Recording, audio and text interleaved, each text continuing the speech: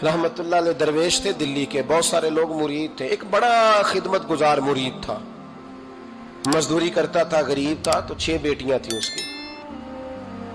हजरत साहब के पास रोज आके कहता, हुजूर बच्चियों के लिए दुआ करें, अल्लाह कोई असबाब पैदा कर दे।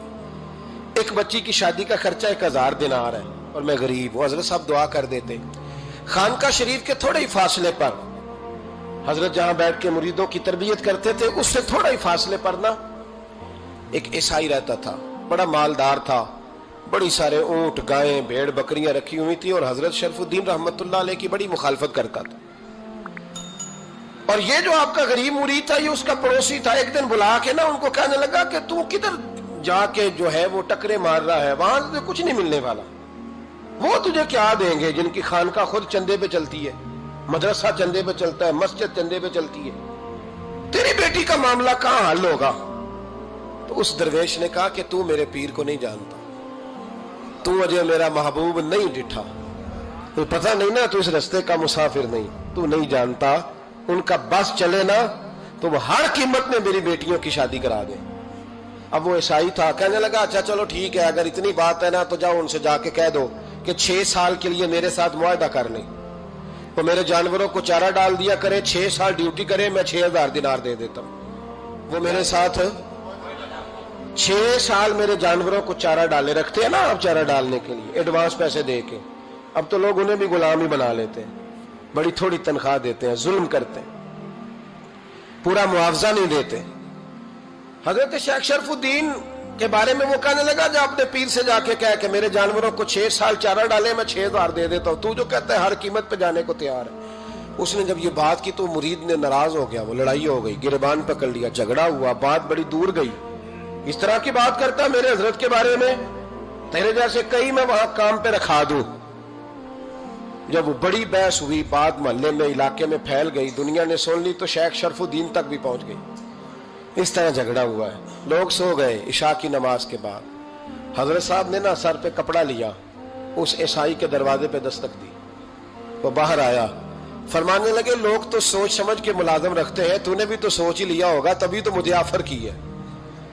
तू अपनी ऑफर पे कायम है? वाकई मुझे रख लेगा और 6000 दिनार दे देगा? कहने लगा जा बाबा काम कर अपना। फरमाया नहीं, तूने इतने लोगों में बात की, इतनी बहस हुई, तो कायम है? कहने लगा मैं तो कायम हूं, पर आपने नहीं कायम रहना। फरमाया मैं सोच समझ के आया हूं। उसने कहा आप ड्यूटी करेंगे, भैंसों को चारा डालेंगे? फरमाया एक शर्त, बस जब अजान हो जाए ना तो मुझे रब की नमाज पढ़ने की इजाजत दे देना, बाकी सुबह शाम जो तू कहेगा। अगर उस गरीब की बेटियां ब्याही जाए तो मुझे और क्या चाहिए? उसकी 6 बेटियों का बोझ है उसके सर पे, तू मुझे रख ले। अल्लाह अकबर। वो कहने लगा चले पे मेरे साथ खते बंदगी कर ले। आजकल हम स्टाम करते हैं, उस जमाने में खते बंदगी होता था, गुलामी का खत काजी शहर के पास, यानी उसका ख्याल था कि चलो स्टाम की बात करूंगा तो भाग जाएंगे। फरमाया चल मैं तैयार हूं। काजी तक गए, तय हो गया, 6000 दिनार दे दिए। हजरत ने मुरीद को बुलाया, फरमाया पुत्र ये ले जा मेरी बेटियों को रवाना कर दे। कहने लगा हुजूर ये क्या कर रहे हो आप, कुछ सोचे?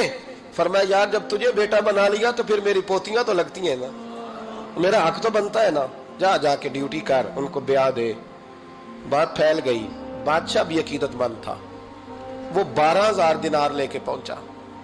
क्या बताऊं इन रब के बंदों का दिल कैसा होता है, क्या दर्द होता है, क्या रंग। 12000 दिनार लेके बादशाह आया और आके हजरत को पेश किए का हुजूर आप दें इस ईसाई को, डबल दें और जाए काम करें। आप फरमाने लगे तू पैसे दे, शर्तें ना लगा, मेरा जहां दिल करेगा मैं खर्च करूंगा। मुझे तो मजा ही अब आने लगा है, अभी तो लुत्फ आ रहा है, अभी तो जायका आया है कुछ करने का। पैसे देने हैं तो दे, पाबंदी ना लगा, जहां मेरा दिल करेगा मैं। उसने कहा हुजूर ठीक है रख ले। हजरत ने फजर मस्जिद में पढ़ी, जेब में 12000 दिनार थे, ऐलान फरमाया भी किसी और की बेटी भी बैठी है तो पैसे मेरे पास है। वो 12000 दिनार भी बांट दिया और 12000 दिनार बांट के ना तो फिर चले गए खेत में चारा काटने। उस ईसाई को किसी ने बतलाया कि उनके पास तो 12000 आया है, पर तुझसे जान नहीं छुड़ाई उन्होंने। वादा ये हुआ था कि 6 देंगे तो जाएंगे, जब तक देंगे नहीं तेरे घर में काम करेंगे। वो ना चारा काट रहे थे, हजरत साहब तो वहां पहुंच गया, दूर जाके खड़ा हो गया, कहने लगा बाबा پہلے تو میں نے مسلمانوں کے اخلاق سنے تھے، اب تو میں نے دیکھ بھی لیے، پر یہ بتا جب 12,000 آیا تھا جان کیوں نہیں چھڑائی؟ تو حضرت چارہ کاٹتے کاٹتے رو پڑے، فرمانے لگے تو نہیں نہ جانتا یہ بیٹیاں سانجی ہوتی ہیں، پتہ نہیں نا؟ میرے رسول پاک نے تو حاتم تائی کی بیٹی کے سر پہ کپڑا رکھ کے کہا تھا بیٹیاں برابر ہوتی ہیں، تو یہ نہیں پتا جب اس کی 6 بیٹیوں کی شادی ہوئی ہے میرے اندر روحانیت کتنی بڑی ہے۔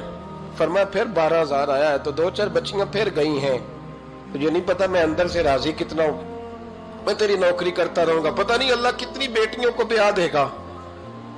اتنا رویا وہ عیسائی کے پیروں میں بیٹھ گیا، کہنے لگا بابا میں نے تیری مخالفت کی ہے پر تیرے قریب آ کے پتہ چلا ہے کہ تو بہت اونچے اخلاق کا مالک ہے، اور اگر تیرا یہ مقام ہے تو تجھے اخلاق سکھانے والے محمد عربی کی شان کتنی ہوگی۔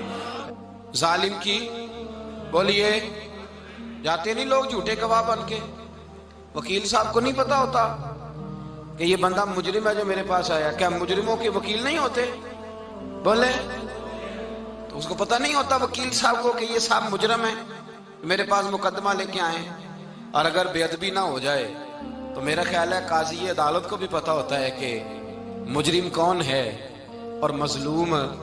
میرے نبی پاک صلی اللہ علیہ وسلم نے اس قدر زیادہ سختی فرمائی اس مسئلے میں، فرمایا جس کو پتا تھا کہ فلاں آدمی ظالم ہے، ظلم کر رہا، پھر وہ ظالم کا گواہ بنا یا اس نے ظالم کی مدد کی، کتنی کی؟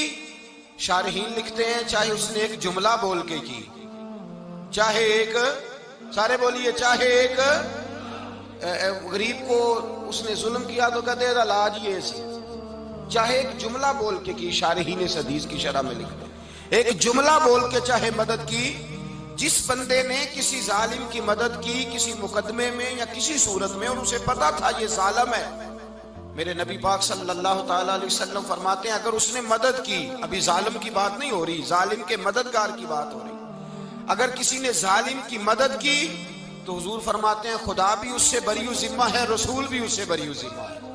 سنبھال کے رکھے اپنی نمازیں، قربانیاں، حج، زکوٰۃ سنبھال کے رکھے۔ اگر ظالموں کا مددگار ہے، الیکشن آ لینے دے، آپ کو نظر آ جائے گا کون کون ظالموں کا مددگار ہے، نظر آ جائے گا۔ اپنی جیب سے لوگ پیسے دے کے ظالموں کی مدد کریں گے، ان کے فلیکس چھپوائیں گے، بورڈ لگوائیں گے، جیبوں سے پیسے دے کے۔ ہم نے خود آگ لگائی ہے چمن میں اپنے، بے سبب گردشی ایام کو الزام نہ دو، ہم نے خود نور کا ظلمت سے کیا ہے سودا، کر کے توہین سحر شام کو الزام نہ دو۔ ظالموں کے مددگار میدان میں آ گئے، یہ چھوٹا لفظ نہیں، میرے حبیب پاک صلی اللہ علیہ وسلم نے فرمایا جو ظالم کا مددگار ہے سن لے جو سجن کے ساتھ کچہری جاتا ہے، وہ یاد رکھے جو دوست کا گواہ بنتا ہے، وہ یاد رکھے جو کہتا ہے میں مانگی گیا تھا، مجھے بلایا گیا تھا قبضہ چھڑانے کے لیے کسی غریب بیوہ کی جائیداد پہ، وہ سن لے تو مدد کر کے نہیں آیا، تو خدا کے ذمے سے نکل گیا ہے۔ رسول پاک نے فرمایا تیرا میرا تعلق ختم ہو گیا، تو ظالم کا مددگار ہو گیا، پھر تو کہتا میں بے چین ہوں، میں بے قرار ہوں، میں آزمائش کا شکار ہوں، پلٹ کے دیکھ تو صحیح تیرا گناہ کتنا بڑا ہے۔ میرے نبی پاک صلی اللہ علیہ وسلم کا ایک اور فرمان سن لیں، ابن ماجہ ابو داؤد میں موجود ہے، اس حدیث کو آپ نے یاد کر لینا ہے، کر لیں گے انشاءاللہ، سارے کہیے انشاءاللہ، کر لیں گے یاد۔ حضور صلی اللہ علیہ وسلم نے فرمایا اگر تو ظالم کی مدد کرے گا نا، یہ لفظ دل کی تختی پہ لکھ لینا، یہ مکافات عمل ہے، مکافات عمل دنیا، ادھر کرو گے تو ادھر بھرو گے۔ فرمایا اگر تو کسی ظالم کی مدد کرے گا، سن لے حضور کا فرمان ہے، اگر تو ابن ماجہ ابو داؤد سیاہ میں موجود ہے، فرمایا اگر تو کسی ظالم کی مدد کرے گا تو رب تعالیٰ مرنے سے پہلے تیرے اوپر بھی ظالم کو مسلط کر دے گا، تیرے اوپر بھی ایک دفعہ ظلم ضرور ہوگا اگر تو ظالم کی، وہ کسی صورت میں بھی ہو سکتا ہے، کسی صورت میں بھی تیرا بیٹا ہی اٹھ کے ظلم کر دے گا، تو الجھ جائے گا، کسی نہ کسی جگہ تیرے لیے تباہی کا سامان ہوگا، تیرے اوپر ظلم ہوگا، اس لیے کہ تو ظالموں کا مددگار ہے۔ چاہیے یہ تھا کہ تو مظلوم کی مدد کرتا، انسانی ایمانی یقین کا فریضہ سر انجام دیتا، تو ظالموں کا مددگار ہو گیا ہے۔ ٹٹول کے دیکھ لیں، رزلٹ نکال کے دیکھ لیں، ہمارے زمانے میں ظالموں کے مددگار زیادہ ہیں، اتنی لمبی زبانیں نکال کے ظالموں کی مدد کرتے ہیں، بڑے بڑے کالم نویس اللہ نے انہیں قدرت دی لکھنے کی، تو اپنا قلم ظالموں کی مدد میں خرچ کرتے ہیں۔ وہ لوگ جن کو اللہ تبارک و تعالیٰ نے قدرت دی، ہمت دی، طاقت دی، کچھ لوگ ان کے حلقہ احباب میں، وہ اپنے لوگوں کو استعمال کر کے ظالموں کی مدد کرتے ہیں، ظالموں کی مدد کرتے ہیں۔ میرے نبی کریم سید عالم نور مجسم صلی اللہ علیہ وسلم نے فرمایا، اگر تو نے ظالم کی مدد کی تو جب تک تو توبہ نہیں کرے گا رب تجھ سے ناراض ہی رہے گا۔ اللہ تجھ سے، او بھائی جس سے رب بھی ناراض ہو گیا، نہ کھانا نہ پینا نہ سونا نہ جاگنا نہ نیند، پھر تیری ہر چیز تیرے لیے آزمائش ہو جائے گی، پھر تیرا سایہ بھی تیرے لیے خوف کا سامان بنے گا، پھر زندگی جیتی جاگتی لاش بن جائے گی، تو اپنے کندھوں پر اپنی میت اٹھائے پھرے گا جب تو ظالم کا مددگار ہوگا۔ اور نبی پاک صلی اللہ علیہ وسلم نے فرمایا، ظالموں کا مددگار بھی ظالم ہوتا ہے، ظالموں کا مددگار بھی، سارے بولے، ظالموں کا مددگار بھی نہیں، کو نہیں، آپ سارے نہیں بولے، ایک دفعہ بولے، ظالموں کا مددگار بھی، پکی بات ہے، ظالموں کا مددگار بھی۔ اللہ اکبر، جس کا یارانہ ہو، جس کا دوستانہ ہو، جو کہے میں نے نا اس کو اوکھے ویلے کے لیے ظالم کو یاد رکھا ہوا ہے۔ کبھی مشکل میں رکھے نہیں ہوئے لوگوں نے ظالم دوست، کہتے ہیں میں نے رکھے ہوئے ہیں، بلکہ ہمارے دیہات میں تو کہتے ہیں میں نے بازو بنائے ہوئے ہیں۔ کس کو بازو بنا لیا؟ ظالم بھی کبھی بازو ہوتا ہے، جو ظلم کی تلوار لیے میدان میں کھڑا ہے۔ قارون، حامان، فرعون، نمرود کا حال نہیں لوگوں نے دیکھا؟ اپنے زمانے میں آپ نے کتنے لوگ نہیں دیکھے جن کے سائے سے، آواز سے لوگ کانپتے تھے؟ پھر پولیس کی گاڑیوں میں وہ اس طرح مردہ پڑے کہ دنیا نے تماشا دیکھا ان کا۔ یہ رنگ ہم نے دیکھے نہیں اپنے آنکھوں سے۔ فرمایا ظالم کا مددگار بھی، جو کار میں بٹھا کے لے کے گیا وہ بھی ظالم، جس نے چائے پلائی وہ بھی، جس شخص نے کھانا کھلایا وہ بھی، جو کچہری تک ساتھ گیا وہ بھی، جس نے فلیکس کے نیچے، بڑے شرابی کے نیچے چھوٹی اپنی فوٹو لگائی وہ بھی، جو ووٹ کی پرچی ڈالنے گیا وہ بھی۔ کہہ دینا باہر نکل کے کہ حضرت صاحب نے سیاسی تقریر کی ہے، کہہ دینا، پر بات تو سچی ہے نا۔ خو کرے ہم تو سے تھوڑا سا گلا بھی سن لے، خو کرے ہم تو سے تھوڑا سا بھی گلا۔ امام مالک کے پاس ایک بندہ آیا، اس نے کہا حضور میں درزی ہوں، ایک ظالم بادشاہ مجھ سے کپڑے سلواتا ہے، میں تو ظالموں کا مددگار نہیں نا۔ ایک ظالم بادشاہ مجھ سے، حضور میں تو مددگار نہیں نا ظالموں کا۔ جو فرمایا ظالموں کا مددگار بھی ظالم ہوتا ہے، تو کپڑے لے کے آتا ہے میں سی کے دے دیتا ہوں، ذمہ داری نہیں۔ یہ ایک آدمی دکاندار ہے، اس سے کوئی بندہ چیز خریدنے آئے گا تو تھوڑی کہے گا میں نے نہیں دینی، تو دے گا۔ کوئی بندہ اگر کسی شخص سے کوئی کام کہتا ہے جو اس کی فیلڈ ہے، اس کا شعبہ ہے، اس کا معاش کا وہ سلسلہ ہے، کہتے ہیں یا رسول اللہ صلی اللہ علیہ وسلم ظالموں کا مددگار بھی ظالم، حضور نے فرما دیا۔ تو امام مالک سے بندے نے مسئلہ پوچھا، دل کی تختی پہ لکھنے والی باتیں ہیں، کہا حضور میں درزی ہوں، ظالم کپڑے سلواتے ہیں، میں تو مددگار نہیں نا۔ امام صاحب کہنے لگے نہیں، مددگار تو وہ ہوگا جو تجھے سوئی دھاگا فراہم کرے گا، تو پورے کپڑے سی کے دیتا ہے، تو خود بہت بڑا ظالم ہے، تو پورے سوٹ سی کے دیتا ہے، تو بہت بڑا ظالم خود ہے۔ مددگار تو وہ ہوگا جو تجھے دھاگا دے گا، جو تجھے بٹن دے گا، جو تجھے نلکی دے گا۔ جو ظالم سے اتنی نفرت ظلم کر کے بندہ ہے، یہاں تو ہمارے زمانے میں ہیرو بن جاتے ہیں لوگ، ظالم ہیرو ہے، لوگ اس سے ڈرتے پھرتے ہیں، گھومتے پھرتے ہیں، اور بہت سارے کم مزاج لوگ اس کے پیچھے ہاتھ باندھ کے پھرتے ہیں۔ ظالموں کی مدد کرنا، ظالموں کے ساتھ رہنا، یہ ظلم ہے، ظلم، یہ زیادتی ہے۔ میرے نبی پاک صلی اللہ تعالی علیہ وآلہ وسلم نے ارشاد فرمایا، یاد رکھو رب فرماتا ہے میں مظلوم کی مدد ضرور کروں گا، چاہے جلدی کروں چاہے دیر سے کروں، میں مظلوم کی مدد۔ اور حضور صلی اللہ علیہ وسلم نے فرمایا ہے، حضرت معاذ بن جبل کہتے ہیں حضور نے مجھے یمن کا گورنر بنایا، جب میں جانے لگا نا تو حضور نے بڑی نصیحتیں کی، بخاری میں موجود ہے، فرماتے ہیں جب میں پلٹنے لگا تو میرے رسول نے فرمایا معاذ ایک منٹ ٹھہر جا، ایک بات میری یاد رکھنا، اس کو نہ بھولنا۔ کہا حضور کیا؟ فرمایا دیکھنا کسی پہ ظلم نہ کر بیٹھنا، کہیں تجھ سے زیادتی نہ ہو جائے۔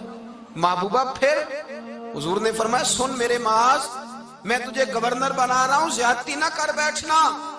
یا رسول اللہ صلی اللہ علیہ وسلم کیا ہوتا ہے؟ تو میرے کریم نے فرمایا جب مظلوم دعا کے لیے ہاتھ اٹھاتا ہے تو عرش کا مالک کہتا ہے فرشتوں پیچھے ہٹ جاؤ، عرش کا مالک کہتا ہے فرشتوں پیچھے ہٹ جاؤ۔